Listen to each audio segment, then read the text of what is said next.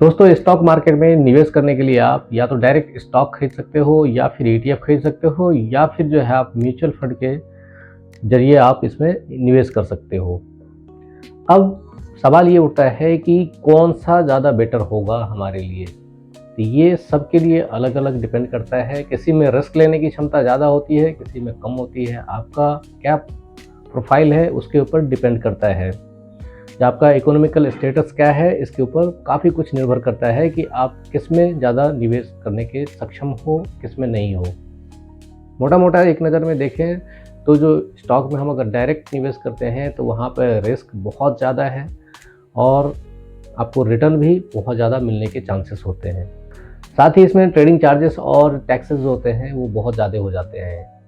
इसके बनस्पत आप mutual fund में इन्वेस्ट करते हो तो वहाँ पे आप छोटे-छोटे रकम के साथ जो है सिप करते हो, एसआईपी करते हो और वहाँ पे म्यूचुअल फंड कंपनियाँ जो होती हैं उनके जो मैनेजर होते हैं वो आपके फंड को मैनेज करते हैं, जो कि काफ़ी हद तक सेफ़ है।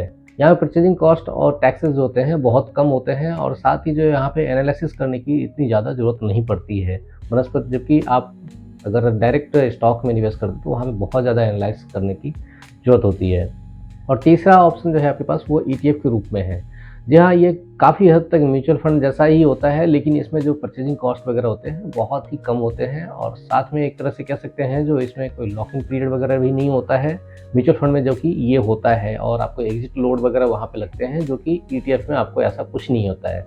बस आप स्टॉक की तरह ही इसको भी आप खरीद बेच सकते हो।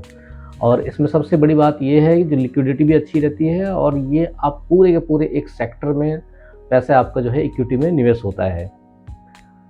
ईटीएफ जो होता है वो एक समूह कह सकते हैं हम, स्टॉक्स का होता है, पर्टिकुलर सेक्टर का एक समूह होता है जिसमें आपकी डायरेक्ट किसी स्टॉक में निवेश करने की से बच जाते हैं और आप जो है उस समूह में निवेश करते हैं, जिससे आपके रिटर्न मिलने के चांसेस जो होते हैं बहुत ज़्यादा हो जाते हैं और वहाँ पे रिस्क जो होता है बहुत ही लो हो जाता है।